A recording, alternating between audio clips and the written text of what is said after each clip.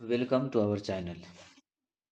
हम सब बायोलॉजी का क्वेश्चन आंसर कर रहे थे। भारतीय भवन का 9th क्लास का जो बायोलॉजी है, इसमें तीसरा चैप्टर का अति लघु उत्तरीय प्रश्न हम सब कंप्लीट कर चुके थे। आज हम सब ये जो चैप्टर है जिसका नाम है जीवों में विविधता, इसका हम सब लघु उत्तरीय प्रश्न को कंप्लीट करेंगे। और लघु उत्तरीय में अगर हम सब बात करें तो टोटल जो है 50 क्वेश्चन है। और अगर 50 क्वेश्चन का आंसर की अगर बात करें तो हम सिर्फ आंसर पढ़ रहे हैं, क्योंकि क्वेश्चन भी पढ़ेंगे तो फिर वीडियो थोड़ा सा ज़्यादा बड़ा हो जाएगा।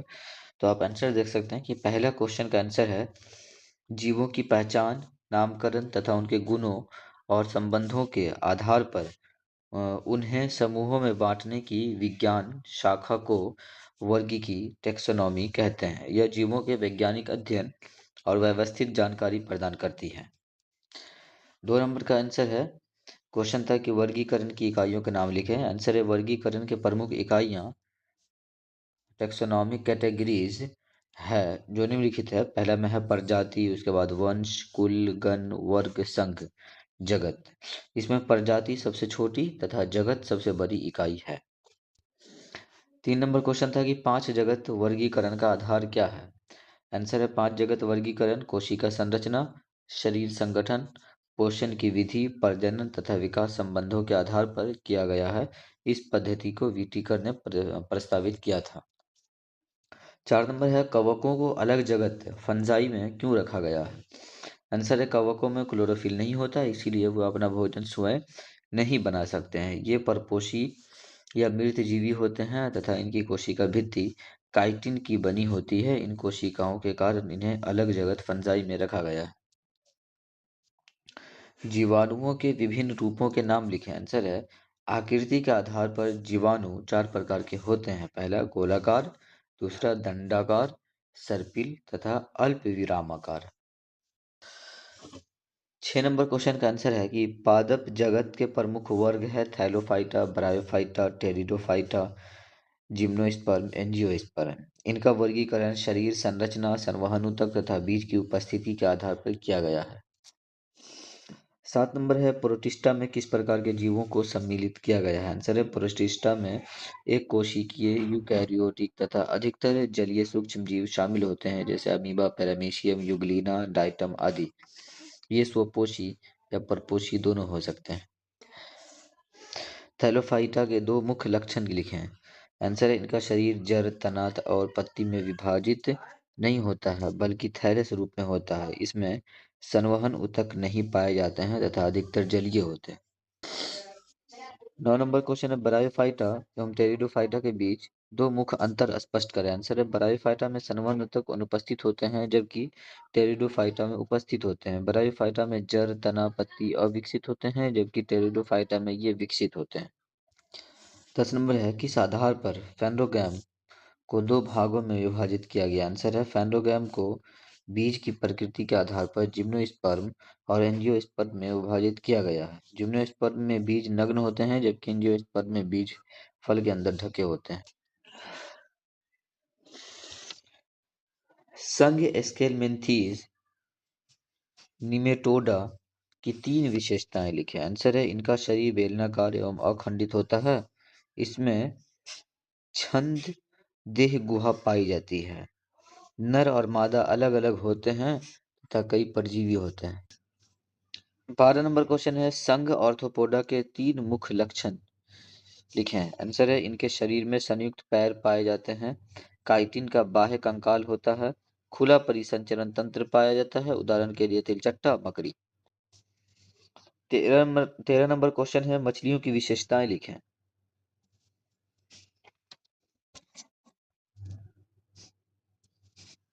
आंसर है मछलियां जलचर कशेरुकी जंतु है जो जल में पाए जाते हैं।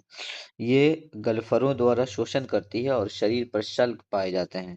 इनका हृदय 2 कक्षीय होता है तथा तैरने के लिए पंख होते हैं। 14 नंबर क्वेश्चन है संघ कॉर्डेटा के 3 प्रमुख लक्षण लिखें। आंसर है इनमें जीवन के किसी न किसी अवस्था में नोटोकॉर्ड पाया जाता है। दृष्टि ये खोखली तंत्रिका रज्जु होती है। ग्रसनी में गलफरा छिद्र पाए जाते हैं।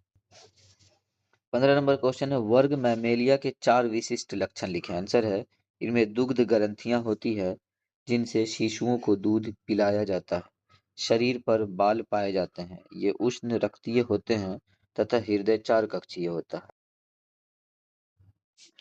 16 नंबर क्वेश्चन है, द्विपार्श्व सममित जंतु से आप क्या समझते हैं? आंसर है, वे जंतु जिनके शरीर को एक ही तल द्वारा दो समान दाएं और बाएं भागों में विभाजित किया जा सकता है द्विपार्श्व सममित जंतु कहलाते हैं, जैसे मनुष्य, मछली, केंचुआ। 17 नंबर क्वेश्चन का आंसर है, जीवों की पहचान, वर्गीकरण तथा वैज्ञानिक नामकरण का अध्ययन जिस शाखा में किया जाता है उसे वर्गीकी टेक्सोनॉमी कहते हैं। यह जीवों के पारस्परिक संबंधों को भी स्पष्ट करती है। 18 नंबर क्वेश्चन है, पृथ्वी पर जीवों की उत्पत्ति लगभग कितने वर्ष पूर्व हुई थी? आंसर होगा, पृथ्वी पर जीवन की उत्पत्ति लगभग 3.5 अरब, मतलब कि 350 करोड़ वर्ष पूर्व मानी जाती है। 19 का आंसर है, क्लोरोफिल वर्णक विहीन पौधों को किस जगत में रखा गया? आंसर होगा, क्लोरोफिल रहित परपोषी पौधों को फंजाई में, या जिसको कवक जगत कहते हैं, में रखा गया है, क्योंकि वे भोजन स्वयं नहीं बनाते हैं। 20 नंबर क्वेश्चन है, जीवों का 5 जगत वर्गीकरण किस वैज्ञानिक द्वारा स्थापित किया गया? आंसर होगा, 5 जगत वर्गीकरण प्रणाली R.H. विटेकर द्वारा 1969 में प्रस्तुत की गई थी। 20 नंबर क्वेश्चन का आंसर है, जिन जीवों में झिल्ली से घिरा सुस्पष्ट केंद्रक नहीं होता उन्हें प्रोकैरियोटिक जीव कहते हैं, जैसे जीवाणु। 21 का आंसर है, बीज रहित पौधों को क्रिप्टोगैम्स उपजगत में रखा गया है। 23 का आंसर है, जिस उपजगत में बीज वाले पौधे शामिल होते हैं उसे फेनोगैम कहते हैं। 23 का आंसर है, ये तीनों समूह क्रिप्टोगैम उपजगत में सम्मिलित है क्योंकि इनमें बीज नहीं बनते हैं। 24 का आंसर है कि बीज युक्त पौधों को फेनोगैम उपजगत में रखा गया है, जिसमें जिम्नोस्पर्म एवं एंजियोस्पर्म आते हैं। 26 का आंसर है, ऐसे पौधे थैलोफाइटा विभाग में रखे जाते हैं, इनका शरीर थैलस रूपी होता है। 27 का आंसर है कि एगार का उत्पादन लाल शैवाल से किया जाता है। रेड एल्गी या रोडोफाइटा से किया जाता है, जैसे जेलिडियम और ग्रेसिलेरिया। 28 का आंसर है कि शैवाल और कवक के अस्थायी सहजीवी संबंध से बनने वाले जीवों को लाइकेन कहते हैं। 29 का आंसर है, ऐसे पौधों को जिम्नोस्पर्म में रखा जाता है जिनमें बीज नग्न होते हैं, फल के अंदर नहीं होते हैं। 29 का आंसर है, एक बीज पत्री पौधों में समांतर शिराविन्यास पैरेलल विनेशन पाया जाता है। 31 का आंसर है, ऐसे जंतु जिनमें केवल एक्टोडर्म और एंडोडर्म होते हैं उन्हें द्विस्तरीय डिप्लोब्लास्टिक जंतु कहते हैं, जैसे हाइड्रा। 32 का आंसर है, ऐसे जंतु द्विपार्श्व सममित बिलेटरल बाइलेटरल सिमिट्री कहलाते हैं। 33 नंबर क्वेश्चन का आंसर है, स्पंज को संघ पोरिफेरा में रखा गया है। और 34 का आंसर है, इनमें अलैंगिक प्रजनन कलीकरण बडिंग जिसको कहते हैं द्वारा होता है। और 35 का आंसर है, इन विशेष डंक कोशिकाओं को नीडोसाइट या नेमेटोसिस्ट कहते हैं। 36 का आंसर है, संघ सिलेंट्रेटा या निडेरिया में पाई जाने वाली विशेष डंक कोशिकाएं नीडोसाइट या नीडोब्लास्ट कहलाती है। ये रक्षा तथा शिकार पकड़ने में सहायक होती है। 37 का आंसर है, जिन जंतुओं में देह गुहा अनुपस्थित होती है उन्हें एसिलोमेट कहते हैं, जैसे प्लेटीहेल्मिन्थीज। 38 का आंसर है, प्लानेरिया प्लेटीहेल्मिन्थीज का एक स्वतंत्र जीवी जंतु है जो मीठे पानी में पाया जाता है। 39 का आंसर है कुर्सीलोम की उपस्थिति निमेटोडा या स्केलमिंथीज संघ का प्रमुख लक्षण है। 40 नंबर क्वेश्चन है, एनिलीडा में चलने फिरने के लिए पाई जाने वाली सूक्ष्म कांटेदार संरचनाएं सेटी कहलाती है। 41 का आंसर है, संघ आर्थ्रोपोडा जंतु जगत का सबसे बड़ा संघ है। इसमें कीट, मकड़ी, केकड़ा आदि आते हैं। 42 का आंसर है, आर्थ्रोपोडा संघ के जंतुओं में उत्सर्जन के लिए मालपीघियन नलिकाएं पाई जाती है, विशेषकर कीटों में।